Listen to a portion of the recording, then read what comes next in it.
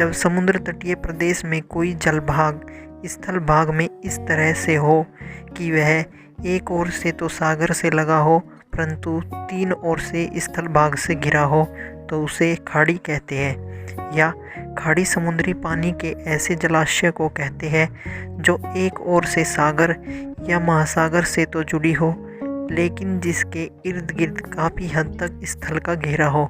Example Khambhat की खाड़ी। झील जल का वह स्थिर भाग है जो चारों तरफ से स्थल खंडों से घिरा होता है। झील की दूसरी विशेषता इसका स्थायित्व है। सामान्य रूप से झील भूतल के वे विस्तृत गड्ढे हैं जिनमें जल भरा होता है। झीलों का जल प्राय स्थिर होता है। झीलों की एक महत्वपूर्ण विशेषता उनका खारापन होता है, लेकिन अनेक झीलें मीठे पानी की भी होती है। झीलें भूपटल के किसी भी भाग पर हो सकती है। ये उच्च पर्वतों पर मिलती है, पठारों और मैदानों पर भी मिलती है तथा स्थल पर सागर तल से नीचे भी पाई जाती है। झीलों के अध्ययन को लिम्नोलॉजी कहते हैं। बेसिल जलसंभर या द्रोणी उस भौगोलिक अक्षेत्र को कहते हैं जहां वर्षा अथवा पिघलती बर्फ का पानी नदियों, नहरों और नालों से बहकर एक ही स्थान पर एकत्रित हो जाता है। उस स्थान से या तो एक बड़ी नदी में पानी उस क्षेत्र से निकास करके आगे बह जाता है या फिर किसी सरोवर, सागर, महासागर या तलतली इलाके में जाकर मिल जाता है। गर्म जल के स्रोत जैसे बहुत से ज्वालामुखी क्षेत्र में उद्गार के समय दरारों और सुराखों से होकर जल के फुहारे और वाष्प कुछ ऊंचाई तक निकलने लगते हैं। इसे ही गेसर कहा जाता है। ध्रुवीय क्षेत्र के रेगिस्तान ठंडे होते हैं तथा वर्ष भर बर्फ से ढके रहते हैं।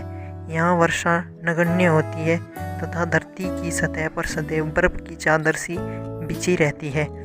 जिन क्षेत्रों में जमाव बिंदु एक विशेष मौसम में ही होता है उन ठंडे रेगिस्तानों को ही टुंड्रा कहते हैं। यहाँ पूरे वर्ष तापमान 0 डिग्री सेल्सियस से कम रहता है। ऐसे स्थान सदैव बर्फ से ढके रहते हैं। टुंड्रा एक प्रकार का बायोम है, यानी टुंड्रा एक ऐसा बड़ा भाग जहां मौसम, भूगोल और वहां के निवासियों में समानता हो। एक पृथक पहाड़ी जिसकी ढलानी साइड हो वह एक समतल चोटी हो। यह सामान्यतः लावा पठारों के इर्द गिर्द बनने वाली स्थलाकृति की विशेषता है। पहाड़ी देखने में बिल्कुल पर्वत की तरह होती है किंतु पहाड़ी पर्वत से कम ऊंचाई की होती है। पहाड़ी आसपास के मैदानी क्षेत्रों की तुलना में ऊंची होती है। घाटी 2 या अधिक पहाड़ों के बीच का गहरा भाग है। सामान्यतः इनमें नदी का प्रवाह पाया जाता है। मरुस्थल या रेगिस्तान ऐसे भौगोलिक क्षेत्रों को कहा जाता है जहां वर्षा तथा हिमपात का योग अन्य क्षेत्रों की अपेक्षा काफ़ी कम होता है। प्राय रेतीले रेगिस्तानी मैदानों को मरुस्थल कहा जाता है, जो कि गलत है। यह बात और है कि भारत में सबसे कम वर्षा वाला क्षेत्र एक रेतीला मैदान है। मरुस्थल का रेतीला होना आवश्यक नहीं है। मरुस्थल का गर्म होना भी आवश्यक नहीं है। अंटार्कटिक, जो कि बर्फ से ढका प्रदेश है, विश्व का सबसे बड़ा मरुस्थल है।